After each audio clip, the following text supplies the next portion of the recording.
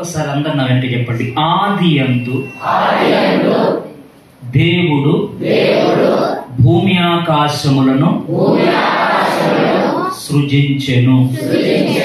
ఇది ఎక్కడుంది? 1వ అధ్యాయము 1వ వచనం. వెరీ గుడ్, మీరు చాలా మంచి వాళ్ళు. ఇట్లా వింటుంటే నాకు చాలా బాగా చెప్పొస్తుంది. Okay, right. ఈ మాట ఇంగ్లీష్ లో ఏముందంటే, ఇన్ ద బిగినింగ్ గాడ్, ఆది అందు దేవుడు అనే మాట ఒకటి చెప్తాను. హల్లెలూయా. ఒకసారి ఇంగ్లీష్ లో చదవండి, మొత్తం చదవండి, సెంటెన్స్ చదవండి. In the beginning God created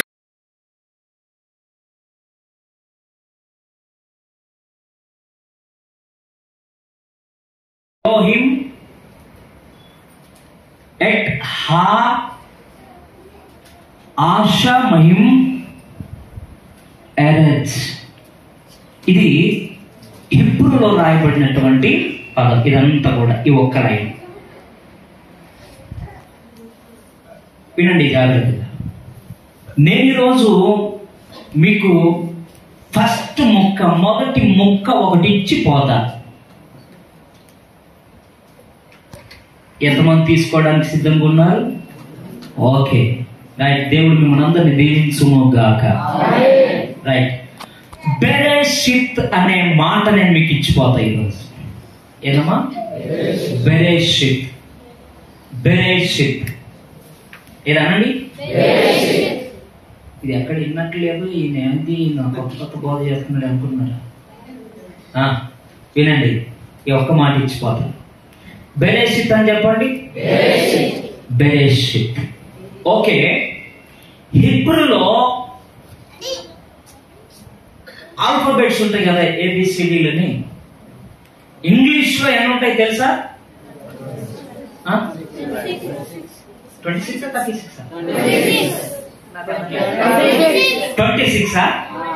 26 okay okay.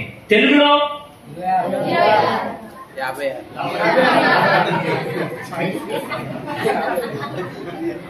మరి చదువుకుని చాలా రోజులు అయింది కదా, అందుకే మర్చిపోయినమాట. 56. హిబ్రూలో 22.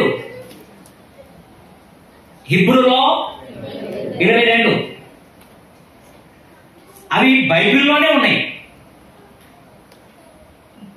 మన తెలుగు బైబిల్లోనే, దీంట్లోనే ఏది చూపించు అంటే 119వ కీర్తన తీయండి. 119వ కీర్తన తీయండి ఒకసారి. 119వ కీర్తన. వచనం ఎంత అని అడగద్దు, వచనంలో లేవు అది. వచనాలకు ముందు, వచనాల వెనక. ఓకే ఓకే, చదవండి. ఆలేఫ్ అనండి. ఆడేవాడు సార్ అని అడగద్దు.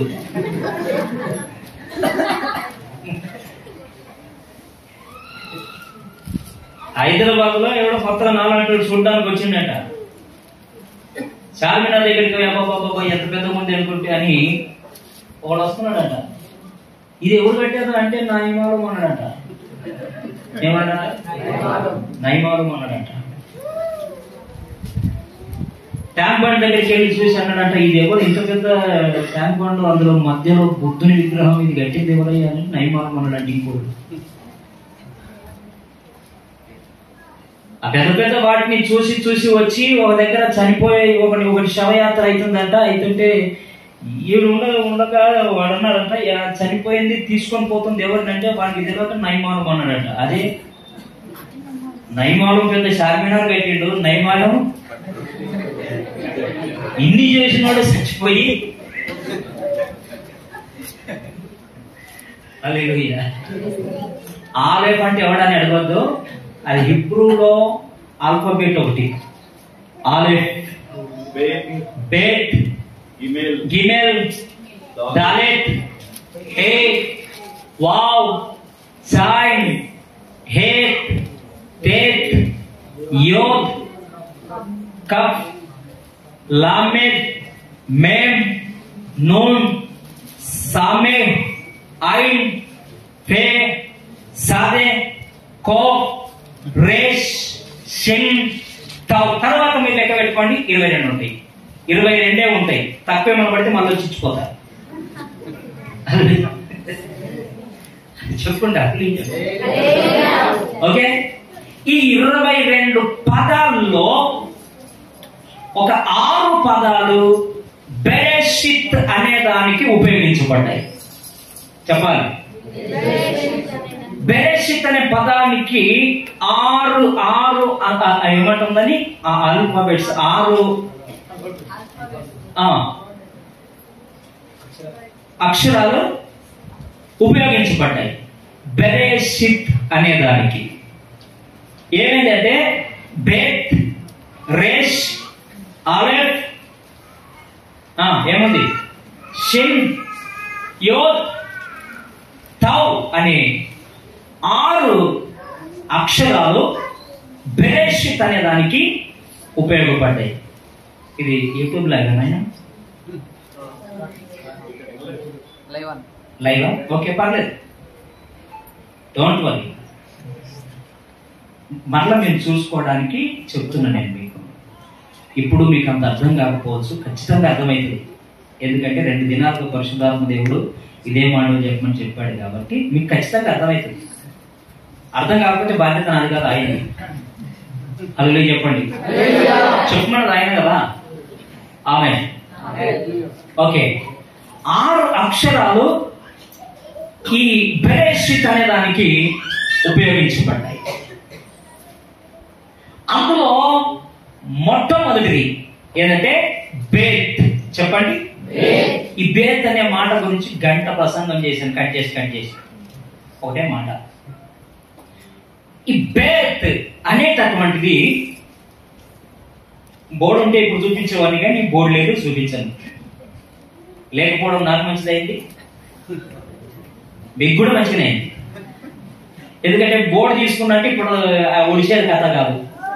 ఆమె తొందర పడవాలి కాబట్టి బోర్డు లేకపోవడం మంచిదైంది. అల్లు చెప్పండి గట్టిగా. ఈ బేత్ అనే ఈ పదము ఎట్లుంటదంటే ఒక ఇల్లును పోలి ఉంటది. ఇదిగో నేను చూపిస్తున్నాను చూడండి, ఈ విధంగా ఉంటది. చూపించండి. ఇట్లా కాదు, ఇట్లా అంటున్నారు కొంతమంది. ఇంకొంతమంది ఇట్లా పెట్టి చూపించండి. నేను ఎట్లా పెట్టినా అట్లా పెట్టండి. ఇంకొకమంది విచిత్రంగా చూస్తున్నాను, ఈ నెలకి పట్టుకొచ్చారు కానీ ఇట్లా పెట్టండి అమ్మా. ఓకే, ఈ విధంగా ఉంటుంది. ఇది ఒక ఇంటిని పోలి, గృహాన్ని పోలి ఉంటుంది. గృహాన్ని పోలి ఉంటుంది. బేత్ అనే అక్షరం హెబ్రూ యూదుల చిత్రపట భాషలో అది ఇల్లును పోలి ఉంటుంది. దేవుడు సృష్టిని సృష్టించినప్పుడు ఈ సృష్టి అంతా దేవుని ఇంటి మీద ఆధారపడి ఉంది.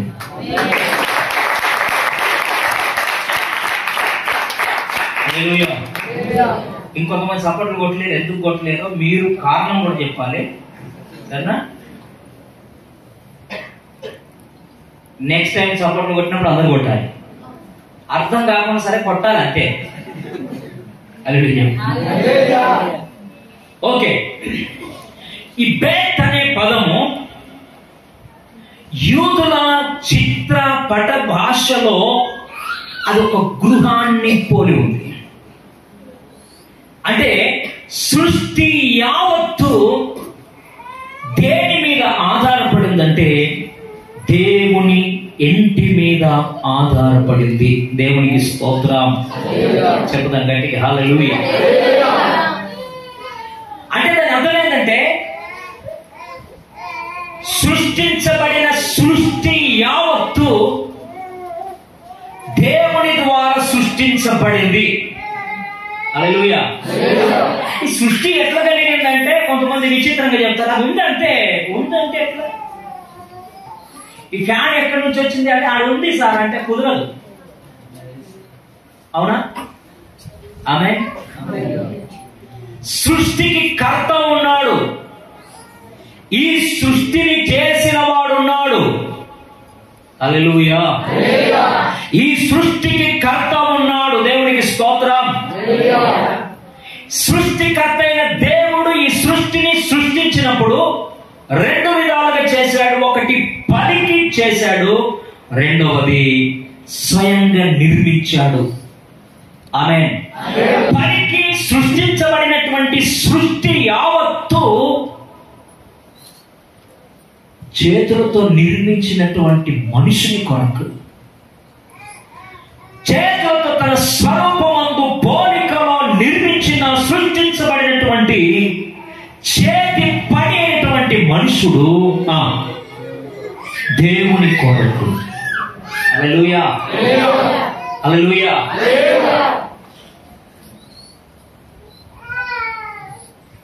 మనం అకస్మాత్తుగా ఓడి పడలేదు,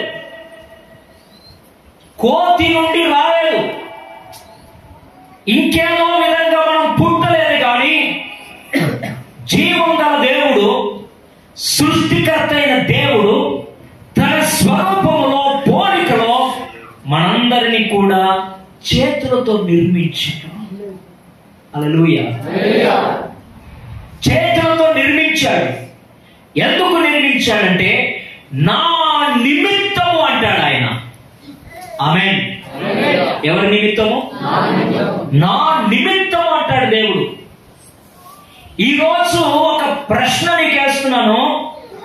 దేవుడు నా నిమిత్తము నేను సృష్టిస్తే నువ్వు ఎవరి నిమిత్తం బ్రతుకుతున్నావు? దేనికోసం బ్రతుకుతున్నావు? ఆమేన్. ఆయన తన నిమిత్తం నేను సృష్టించుకున్నాడు. ఆయన తన మహిమ నిమిత్తం నేను సృష్టించుకున్నాడు, మనల్ని సృష్టించుకున్నాడు. బ్రతకడం దేని కొరకు, ఎవరి కొరకు బ్రతకాలంటే మనల్ని సృష్టించిన ఆయన కొరకు మనం బ్రతకాలి. Praise the Lord. లోకంలో మనుషులు అన్నిటికీ సమయం ఇస్తాడు, అన్నిటికీ సమయం ఇస్తాడు.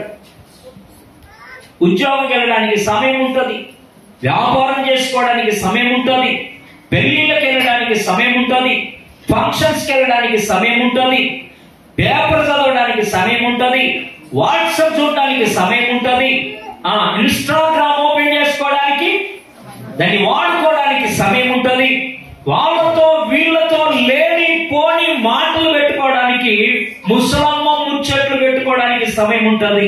దేనికి సమయం ఉండదంటే పరిశుద్ధ గ్రంథాన్ని చదవడానికి, వాక్యం చదవడానికి సమయం ఉండదు, మందిరానికి వెళ్ళడానికి సమయం ఉండదు, వెళ్ళిన సమయానికి వెళ్ళే సమయం ఉండదు. మనల్ని ఎందుకొరకు దేవుడు నిర్మించుకున్నాడంటే తన మహిమ నిమిత్తం నిర్మించుకున్నాడు. దేవునికి స్తోత్రం. ఈ విశాల విశ్వంలో నోటితో పలికి సృష్టించబడినటువంటి సృష్టి యావత్తును అనుభవించడానికి అది నీ కోసం సృష్టించబడింది. సూర్యుడు ఎవరి కోసము? చంద్రుడు ఎవరి కోసము? నక్షత్రాలు ఎవరి కోసము? భూమి ఎవరి కోసము? జలాలు ఎవరి కోసము? పువ్వులు ఎవరి కోసము? ఫలాలు ఎవరి కోసము? అన్ని నీ కోసమే కదా. మరి నీవెవరి కోసం?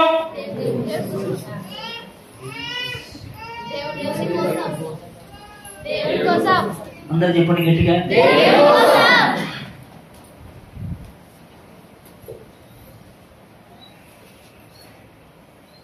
మనం దేవుని కోసం. ఆమేన్. ఈ మాట నీ హృదయం ఎప్పుడు నీతో చెప్తుండాలి. ఈ మాట నీ ప్రాణంతో ఎప్పుడు నువ్వు చెప్పాలి, చెప్తుండాలి. ఓ నా ప్రాణమా చెప్పాలి. యెహోవాను ఎవరితో చెప్పాలి? మనం బయట వాళ్ళతో చెప్పడానికి చాలా సిద్ధంగా ఉంటాం, కానీ మనకు మనమే. సుబోధలు బాగానే ఉన్నాయి, కానీ స్వబోధ లేదు. ఆమేన్. అందరినీ విమర్శించడానికి సమయం ఉంటుంది నీకు, నేనే విమర్శించుకోవడానికి సమయం ఉండదు. హల్లెలూయా, హల్లెలూయా. చర్చికి వచ్చే వాళ్ళకి చాలా వరాలు ఉంటాయి. ఆ వరాల్లో చాలా ప్రాముఖ్యంగా ఎక్కువ మందిలో ఉండే వరం ఏంటంటే అవతలి వాళ్ళలో ఉన్నటువంటి లోపాలను ఎత్తి చూపించే వరం.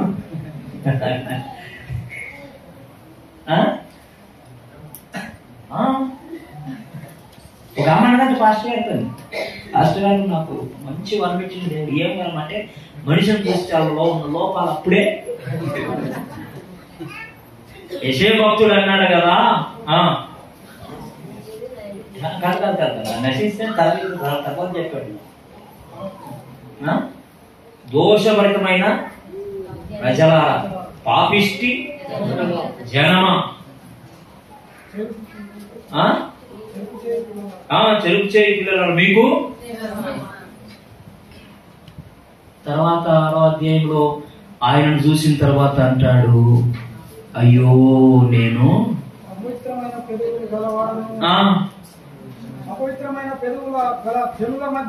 అపవిత్రమైన పెదవులు గల జనుల మధ్య నివసించుచున్నాను, నేను నశించాను అన్నాడు. అంతకుముందు ఏమన్నాడు? మీరు నశిస్తారన్నాడు. ఆ తర్వాత ఏమన్నాడు? ఒక వ్యక్తి రూపాంతరపు అనుభవంలోనికి వచ్చాడు అని చెప్పడానికి మంచి నిదర్శనం ఏంటంటే, సూచన ఏంటంటే, నేను పాపిని అని గ్రహించిన వ్యక్తి.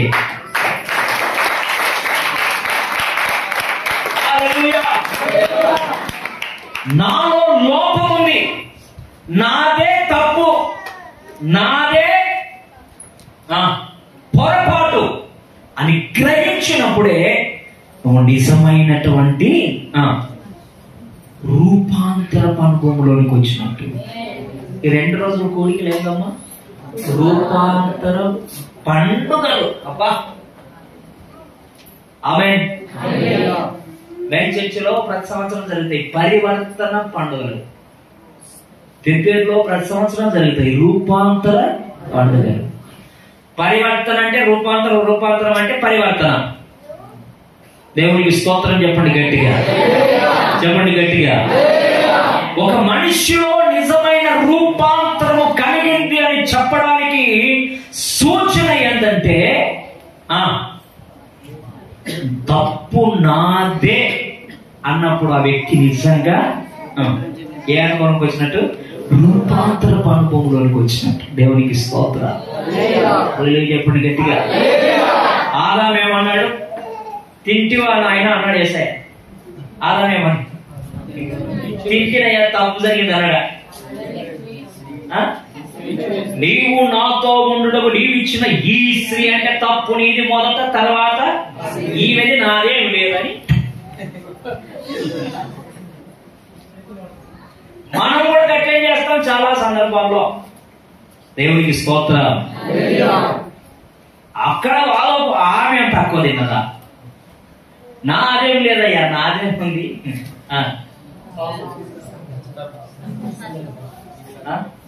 సర్పం అసలు వాళ్ళు పండు తిన్న సంగతి తెలియదా దేవుడికి? తెలిసినాకెందుకు గట్ల అన్నమాట. ఒప్పుకుంటే అద్భుతం జరిగేది, ఒప్పుకోలేదు. నువ్వు కూడా ఒప్పుకుంటే అద్భుతం జరుగుతుంది. పక్కన సెకండ్ ఇచ్చి మాట చెప్పండి. నువ్వు ఒప్పుకుంటే అద్భుతం జరుగుతుందని చెప్పండి. నేను చూసాను. ఆమేన్. చెప్పండి గట్టిగా. సృష్టికి కర్త ఉన్నాడు. ఈ సృష్టి ఆ దేవుని మీద ఆధారపడింది. దేవునికి స్తోత్రం. ఆ సృష్టికర్త అయినటువంటి దేవుడు, నిన్ను సృష్టించిన దేవుడు, విశ్వమును సృష్టించినటువంటి ఆ దేవాది దేవుని మీద సృష్టి ఆధారపడింది కాబట్టి ఆయనే మనకు ఆధారం. దేవునికి స్తోత్రం. చెప్తాం గట్టిగా హల్లెలూయా. ఆయన లేకుండా నీవు లేవు. ఆయన లేకుండా సృష్టి లేదు. ఆయన లేకుండా సూర్యుడు లేడు. ఆయన లేకుండా గ్రహాలు లేవు. ఆయన లేకుండా కాలాలు లేవు. ఆయన లేకుండా ఋతువులు లేవు. ఆయన లేకుండా ఏది లేదు. అటువంటిది ఆయనను మనం చాలా నిర్లక్ష్యం చేస్తున్నాం. ఆయనను చాలా నిర్లక్ష్యం చేస్తున్నాం. హల్లెలూయా. ఆయనను చాలా నిర్లక్ష్యం చేస్తున్నాం. నీ భార్యని నిర్లక్ష్యం చేస్తే నీ భార్య ఊరుకుంటుందా? నీ భర్తని నిర్లక్ష్యం చేస్తే నీ భర్త ఊరుకుంటాడా? నీ పిల్లలను నిర్లక్ష్యం చేస్తే నీ పిల్లలు ఊరుకుంటారా? నీ యజమానుని నిర్లక్ష్యం చేస్తే మాకు ఊరుకుంటారా? మరి ఎవరు నిర్లక్ష్యం చేస్తున్నాం? యేసయ్య నిర్లక్ష్యం చేస్తున్నాం. యేసయ్య సృష్టికి కర్త, సృష్టికి ఆయన ఆధారభూతుడు. హల్లెలూయా. ఏం చేయాలి? సమయం ఎవరికి ఇవ్వాలి? ఎవరితో జీవించాలి? ఎవరి కోసం జీవించాలి? ఆమేన్. ఆ పరివర్తన, ఆ రూపాంతరము మన జీవితంలో దేవుడు కలిగించును గాక. సృష్టించబడిన సృష్టి ఆయన మీద ఆధారపడింది. ఆ బేత్ అనే ఒక అక్షరము తెలియపరుస్తున్నటువంటి సత్యం అది. ఆ తర్వాత బేత్ రేష్ అనే రెండు పదాలు కలిస్తే బర్ అనే అర్థం వస్తుంది. హల్లెలూయా. బర్ అనే అర్థం వస్తుంది. బర్ అంటే దాని అర్థం ఏంటంటే కుమారుడు అని అర్థం. హల్లెలూయా చెప్పండి. ఏంటమ్మా అర్థము? బర్ అంటే కుమారుడు. ఎవరా కుమారుడు? ఓహో, నీ కుమారుడా? నా కుమారుడా? రా కుమారుడా? ఏ కుమారుడు? కొంచెం గట్టిగా చెప్పాలి. యేసే ఆ కుమారుడు. నాకు ఇచ్చిన తర్వాత హాఫ్ అన్ అవర్ దాటిపోయింది, ఇంకా హాఫ్ అన్ అవర్ ఉంది, ముగించేస్తా. హల్లెలూయా చెప్పండి. యేసే ఆ కుమారుడు అంటే యేసు క్రీస్తును గూర్చి కొత్త నిబంధన మత్తయి సువార్తలో కాదు, ఆది కాండ 1వ అధ్యాయం 1వ వచనం మొదటి లైన్లో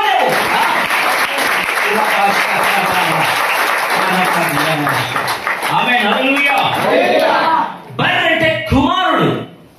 కుమారుడు ఆయన మెస్సయ్య. ఆయనే చెప్పాలి. ఎవరైనా మెస్సయ్య, విమోచకుడు, ఈ లోకానికి చాలినవాడు. ఆమేన్. దేవుని వాక్యం ఏం చెప్తుందంటే ఏలయనగా మనకు శిశువు పుట్టెను, కుమారుడు. హల్లెలూయా చెప్పండి. చెప్పండి. వాక్యం చెప్తున్న సత్యం ఏంటంటే యోహాను సువార్త 1వ అధ్యాయంలో మనం గమనిస్తే ఆదియందు వాక్యం ఉండెను, వాక్యము దేవుని యొద్ద ఉండెను, వాక్యము దేవుడై ఉండెను,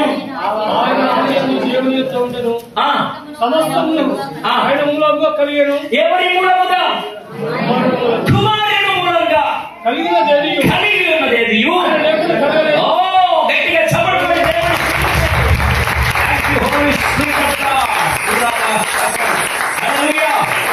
కలిగి ఉన్నదేది ఆయన లేకుండా కలగలేదు. దేవుడికి స్తోత్రం. కలిగి ఉన్నదేది ఆయన లేకుండా కలగలేదు. కొందరు నీతో మనతో మాట్లాడే మాట ఏమంటారంటే, కొందరు మీ యేసు ప్రభు చరిత్ర నాకు చెప్పడానికి వస్తావా? యేసు ప్రభు ఎంతకాలం కూడా 2000 సంవత్సరాల కిందట ఉన్నాడు. మనం కూడా తాకాయ నిజమే కాదు. సృష్టి ఆదిలోనే ఉన్నాడు ఆయన.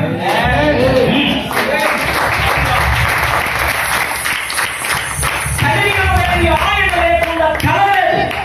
సమస్తమును ఆయన మూలంగా, సమస్తమును ఆయన ద్వారా, సమస్తమును ఆయన కొరకు సృష్టించబడింది. హల్లెలూయా. ప్రకటన గ్రంథంలో 13వ అధ్యాయంలో 8వ వచనంలో ఒక అద్భుతమైన మాట ఉంటుంది. చూడండి, ప్రకటన గ్రంథం 13వ అధ్యాయము 8వ వచనం. ప్రకటన గ్రంథం 13వ అధ్యాయం 8వ వచనం. భూనివాసులందరూ అనగా జగదుత్పత్తి మొదలుకొని వధింపబడి ఉన్న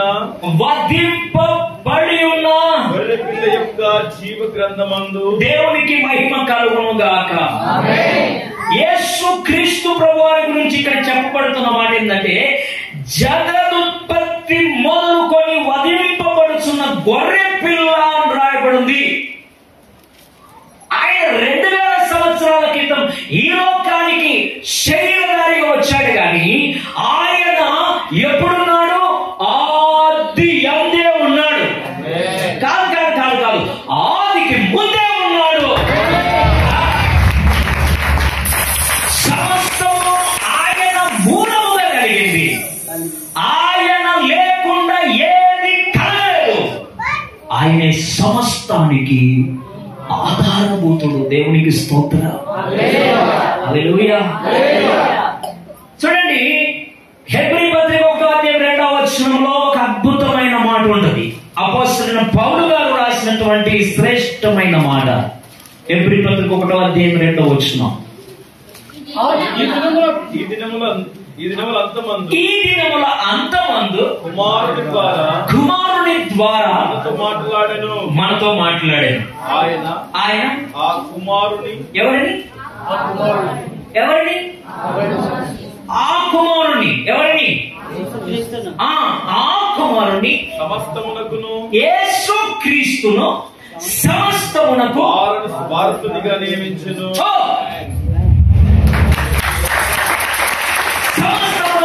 ఆయనను వారసునిగా నియమించాడు. ప్రపంచములను నిర్మించెను. పట్లేదు.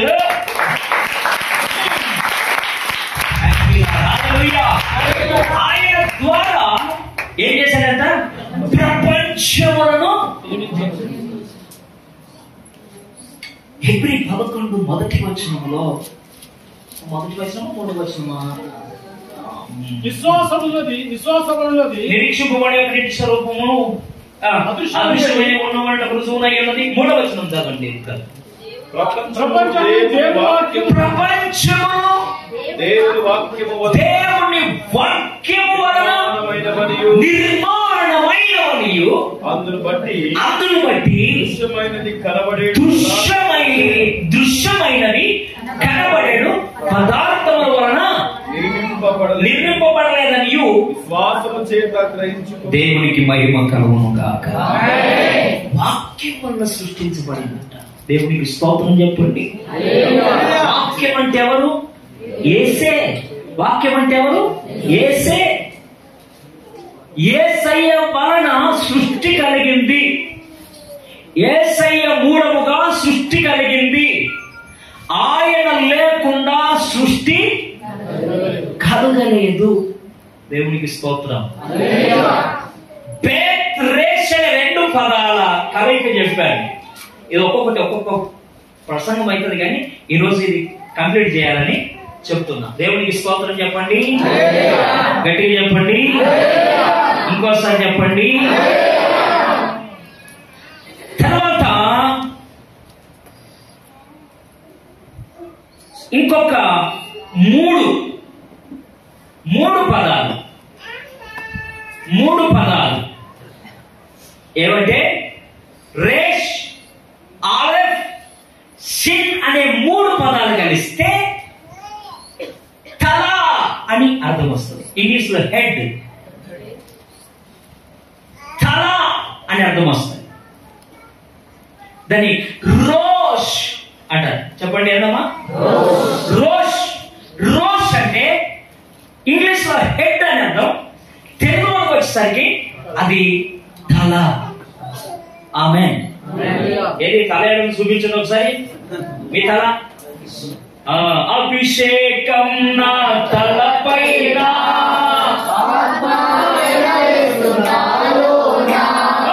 అభిషేకం నా తలపైన,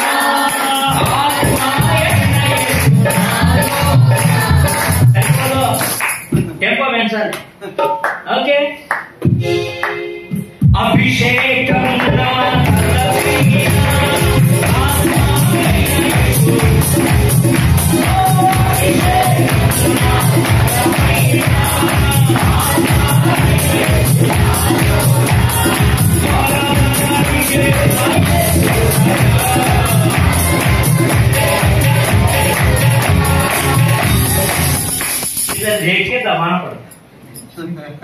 ఓకే. ఒకసారి 2 చేతులే తెరవని చెప్పండి.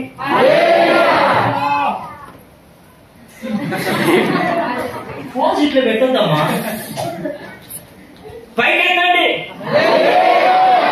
ఇది ఇక్కడ వచ్చిన తర్వాత ఎక్సర్సైజ్ చేయాలి. ఎట్లాగో మీరు ఇంటి దగ్గర చేయరు. అందుకే కోచ్లుగా మేము ఉన్నాం కాబట్టి మేము చెప్పినట్టు చేయండి. ఎత్తండి 2 చేతులు. నేను ఆల్రెడీ చెప్పమంటే ఇప్పుడు ఎత్తి చెప్పండి గట్టిగా. ఓకే. ఏంటి?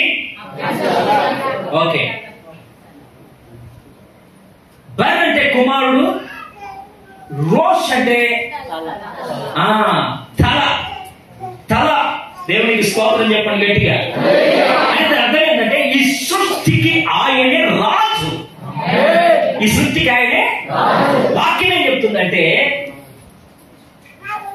ఏదైనా మనకు శిశువు పుట్టిన కుమారుడు అనుగ్రహించబడేను, ఆయన భుజముల మీద రాజ్యభారము.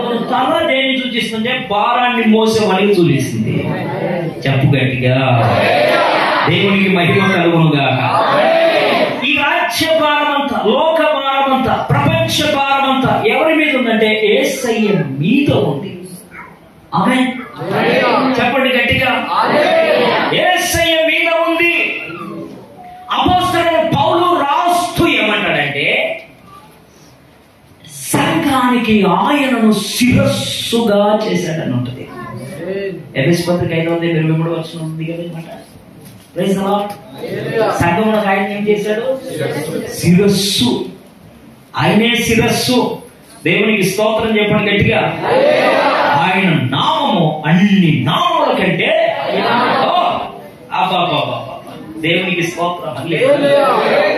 ఈ పదాన్ని హిబ్రూలో వాడినప్పుడు అక్కడ వాక్యంలో ఏం వాడారంటే ఆ చెరసాలలో వేయబడినటువంటి జోసెఫ్ ఉన్నాడు, యోసేపు ఉన్నాడు కదా. యోసేపు ఆ చెరసాలలో ఉంచబడినటువంటి చెరసాలలో రాజుగారి దగ్గర పనిచేసే ఇద్దరు వ్యక్తులు తప్పు చేస్తే వాళ్ళను కూడా చెరసాలలో వేస్తారు. కలగని ఆ కలభావం గురించి యోసేపు దగ్గర అడిగితే ఒకరికి చెప్తాడు, భక్షకారుల అధిపతికి ఏం చెప్తాడంటే నీ తల 3వ దినమున తీసివేయబడుతుంది. Praise the Lord. చెప్పడం చేతులెత్తి గట్టిగా. యేసయ్య తానే స్వయంగా చెప్పిన మాట యోహాను సువార్తలో, అరణ్యములో మోషే ఇత్తడి సర్పమును ఎలాగూ ఎత్తాడో అలాగే మనుష్య కుమారుడును ఎత్తబడును అన్నాడు. దేవునికి స్తోత్రం చెప్పండి గట్టిగా. చెప్పండి ఇంకోసారి. అంటే ఈ ప్రపంచం యొక్క భారం, ఈ సృష్టి యొక్క భారాన్ని ఆయన భరించేవాడు. ఆహా, దేవుని జ్ఞానం ఎంత గొప్పది.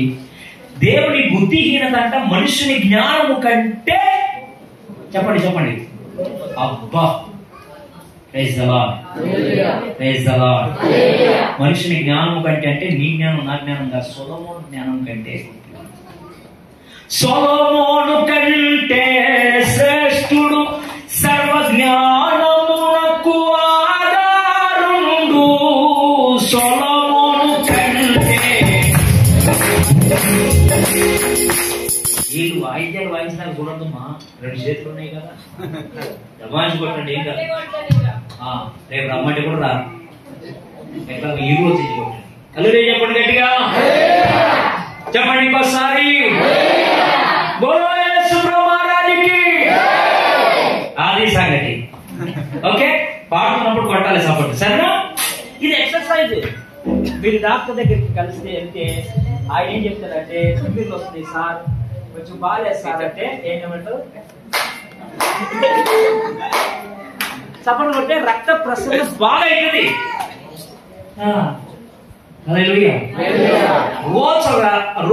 ప్రతిరోజు ఒక అరగంట సేపు మీరు వాకింగ్ చేసింది అనుకోండి, మీ బాడీ మళ్ళా తను తానే రిపేర్ చేసుకుంటున్నారు.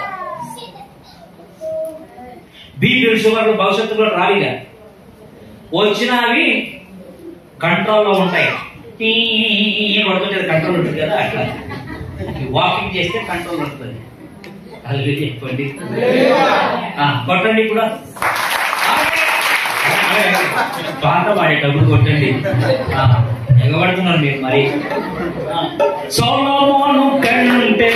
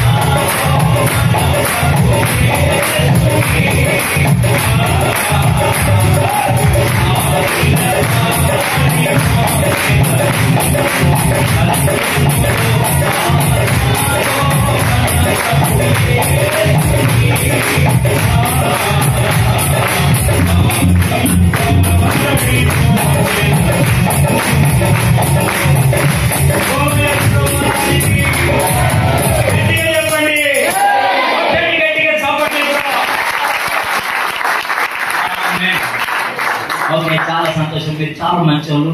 మిమ్మల్ని దేవుడు దీవించునుగా. ఆమెన్ అన్న వాళ్ళందరూ దీవెన పొందుతున్నారు మీరు. ఆమెన్. ఓకే, మొదట బర్ అంటే కుమారుడు, రోష్ అంటే తల, మూడోది ఏమని చెప్పినా పేరే షిట్ కదా, రెండు అయిపోయింది. తర్వాత మూడోదిగా షీ, షీ ఆ తర్వాత థూ వస్తుంది.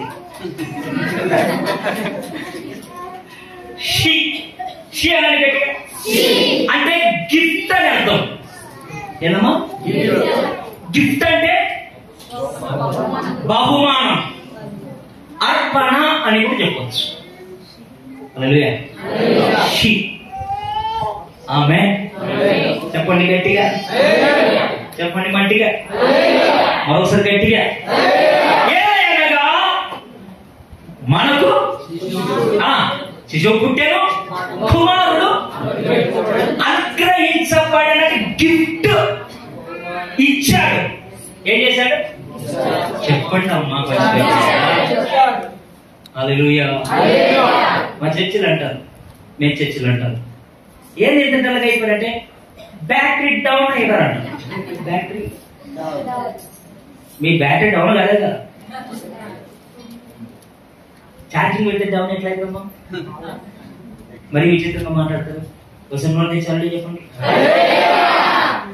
కుమారుణ్ణి మన కొరకు ఇచ్చాడు. ఆమేన్. యోహాను 3:16 కూడా తెలుసు కదా, లోకం ఎంతో ప్రేమించును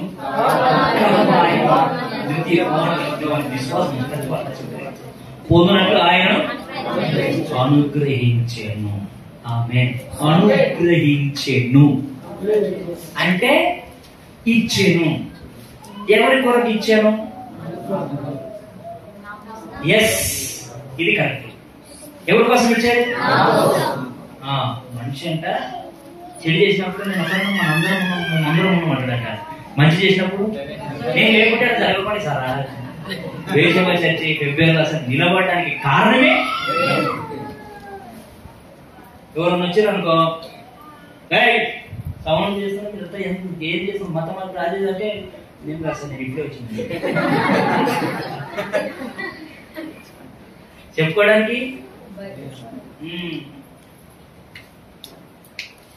నా కొరకు కుమారుని ఇచ్చాడు. హల్లెలూయా. ఆ కుమారుడు ఏం చేశాడు సార్? అర్పణంగాను బలిగాను తండ్రికి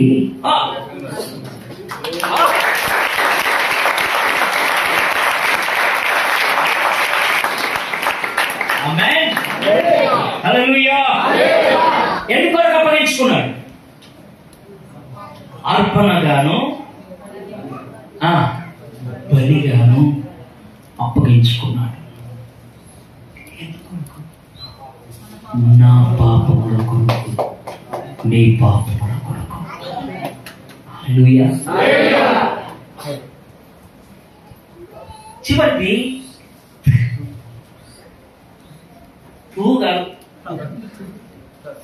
సైలెంట్ ఆమెన్. షిత్ లాస్ట్ లో ఉంటుంది అని ఉంటుంది కదా, దానికి అర్థం ఏంటంటే రిప్రజెంట్ కవెనెంట్. నిబంధనకు మధ్యవర్తి. నిబంధన మధ్యవర్తి. చెప్పండి, నిబంధన మధ్యవర్తి. ఏ నిబంధన మధ్యవర్తి? మనకు 2 నిబంధనలు ఉన్నాయి. ఒకటి పాత నిబంధన, రెండవది కొత్త నిబంధన. ఈ నిబంధన కాకుండా తండ్రి ఒక నిబంధన చేశాడు. ఆ నిబంధన ఏంటంటే యేసు రక్తము వలన చేసిన నిబంధన.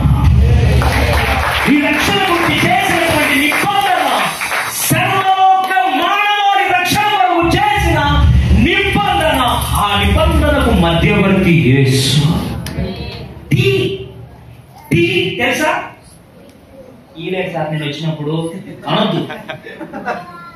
ఆ టీ కాదు నేను చెప్పేది. ఏబిసిడి ఆల్ఫాబెట్ లో ఉన్నటువంటి టీ గురించి చెప్తున్నా. టీ ఏ ఆకారంలో ఉంటుంది?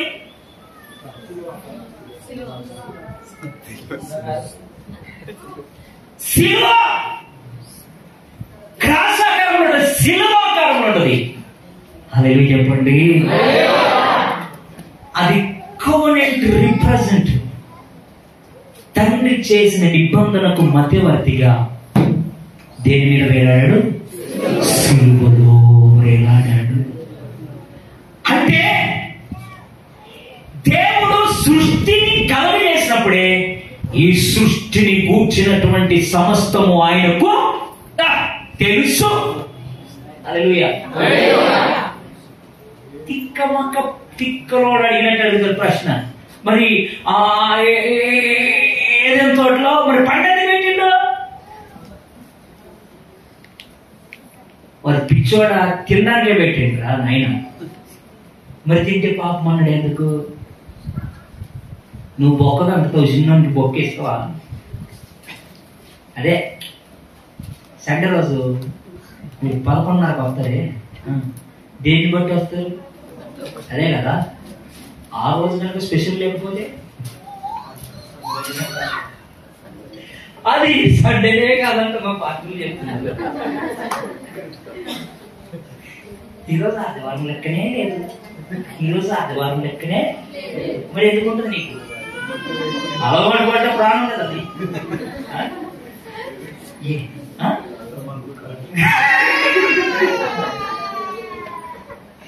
ఈరోజు ఆదివారం అనుకుంటా అంటే సిగ్నల్ ఇచ్చేసింది అనమాట. ఎక్కువ తీసుకురా, ఇంకెప్పుడు దాకా ఉండమని అర్థం అనమాట. ఒకసారి అల్లు చెప్పండి. వినండి వినండి వినండి. ఏ వయస్సులో ఎవరికి ఇవ్వాల్సినటువంటి ఆహారం వాళ్ళకి ఇస్తాం కదా. చిన్నపిల్లలు పాలు పడతాం, వాళ్ళకి కొంచెం 6 నెలలు వస్తే 5 నెలలు 6 నెలలు దాటితే ఉగ్గు పడతాం కదా.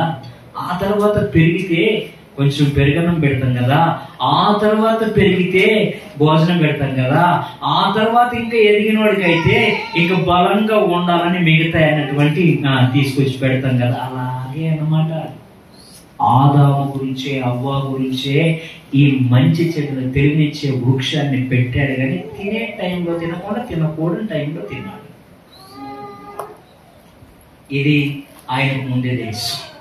అది చెప్పండి, చెప్పండి ఇంకోసారి, చెప్పండి ఇంకోసారి.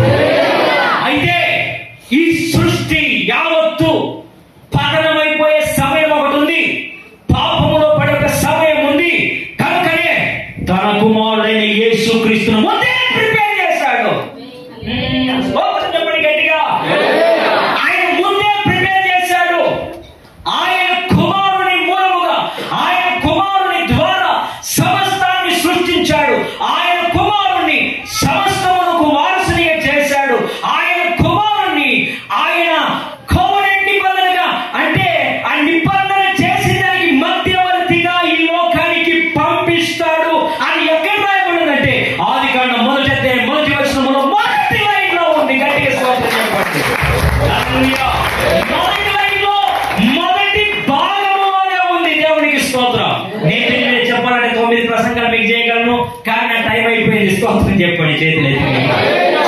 స్తోత్రం చెప్పండి. దేవుని జ్ఞానము మనుషునికి అందరూ, మనుషుని జ్ఞానమునకు దేవుని జ్ఞానము అందరూ. ఈ పరిశుద్ధ గ్రంథములో నేను ఆ ఒక్క వచనాన్ని ధ్యానిస్తూ ఉంటే నా గుండెలు పగిలిపోయినాయి. దేవుని దగ్గర రోధించడం మొదలు పెట్టాను. ప్రభువా, జీవిత కాలం అంతా ఈ ఒక్క వచనాన్ని నేను వర్ణించడానికి సరిపోను నాయన దేవుని పాదాల మీద పడి ప్రారంభించాను. దేవునికి స్తోత్రం, హల్లెలూయా. ఈ రోజు నేనేం చెప్తున్నానంటే, నిన్ను గురించి దేవునికి ముందే తెలుసు.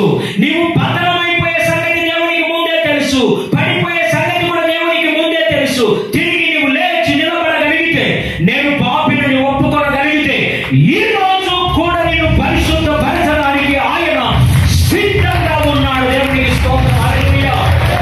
కొన్నిసార్లు తెలిసి తెలియక పడిపోయినటువంటి ఆ సందర్భంలో సాధారణ నీ దగ్గరకు వచ్చి చెప్పే మాట ఏదో తెలుసా? ఇక నువ్వు పడిపోయినావు, నీ ద్వారా ఏది జరగదు. ఈ రోజు నా తండ్రి చెబుతున్న మాట ఏంటంటే, నువ్వు లేచి నిలబడగలిగితే, ఒప్పుకొనగలిగితే, ఇదిగో నా కుమారుడైన యేసు రక్తం నిన్ను పవిత్రునిగా చేయబోతుంది.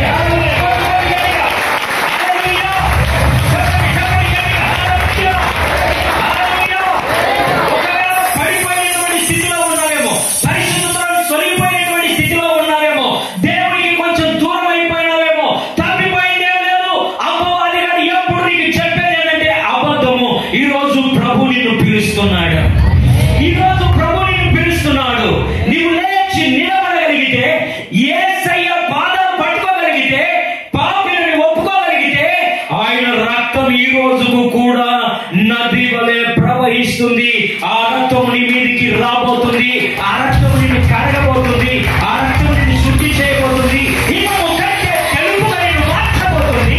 నీవు మునుపటి కంటే ఎక్కువ అభిషేకముతో నింపబడబోతున్నావు. మునుపటి కంటే ఎక్కువగా అద్భుతాలు నీ ద్వారా దేవుడు జరిగించబోతున్నాడు. మునుపటి కంటే ఎక్కువగా నీవు దేవుని కొరకు రోజులకి నిలబడబోతున్నావు. మునుపటి కంటే ఎక్కువగా ప్రభు నిన్ను వాడుకోబోతున్నాడు. అపవాది నీ ద్వారా చేయబోతున్నాడు. దేవునికి మహిమ.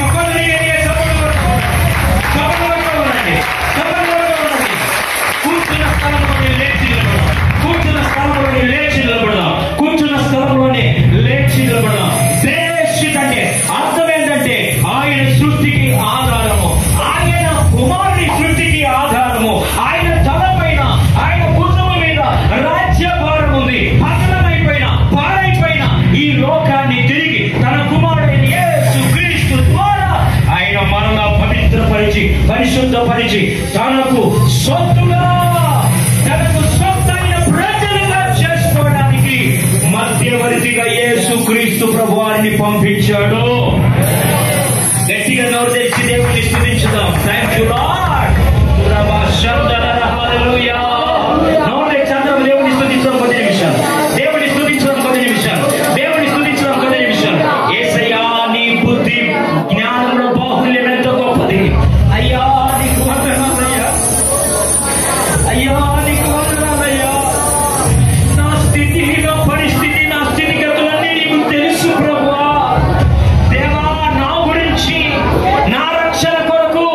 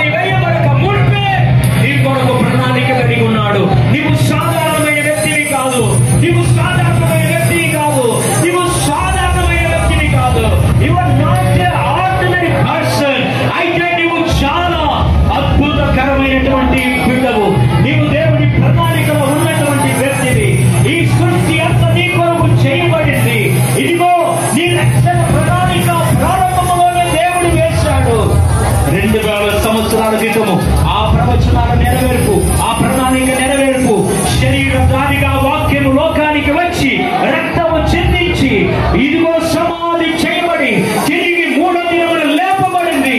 ఆ పునరుత్థానపు శక్తిని నువ్వు పొందుకొని ఈ లోకమును తలకిందులు చేసే దేవుని బిడ్డగా మార్చబడాలి. స్తుతించు నో తెరిచి, స్తుతించు నో తెరిచి, స్తుతించు నో తెరిచి, స్తుతించు నో తెరిచి. Thank you lord. నో తెరిచి, నో తెరిచి, నో తెరిచి, స్తుతించు, స్తుతించు గనంగా గట్టిగా.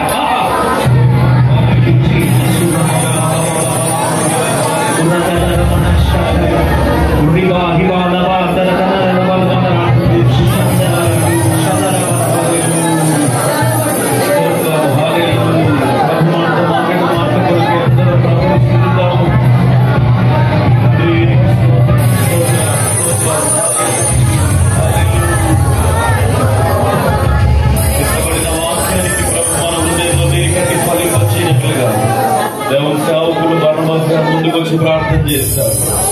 అందరం కలిసి ప్రార్థనలోకి వెళ్దాం.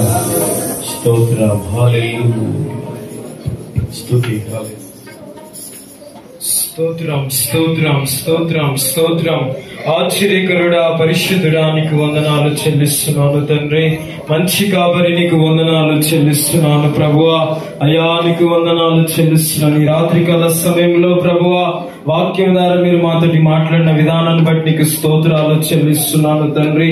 ఆదిలోని ప్రభువా, అయ్యా నీకు వందనాలు. మీరు మమ్మల్ని నేర్పరుచుకున్నారు. నీ సంకల్పం, నీ ఆలోచన, నీ ఉద్దేశం మా పట్ల ఉన్నది ప్రభువా. నీకు వందనాలు తండ్రి. జగతి పునాది వేయబడక ముందే క్రీస్తులో మమ్మల్ని నేర్పరుచుకున్న పరిశుద్ధాత్మదేవా, నీకు స్తోత్రాలు చెల్లిస్తున్నాను ప్రభువా. అయ్యా, నీకు వందనాలు చెల్లిస్తున్నాను. నీ ఆశ్చర్యకరమైన కార్యాలు మా జీవితాలు మీరు జరిగించండి నాయన.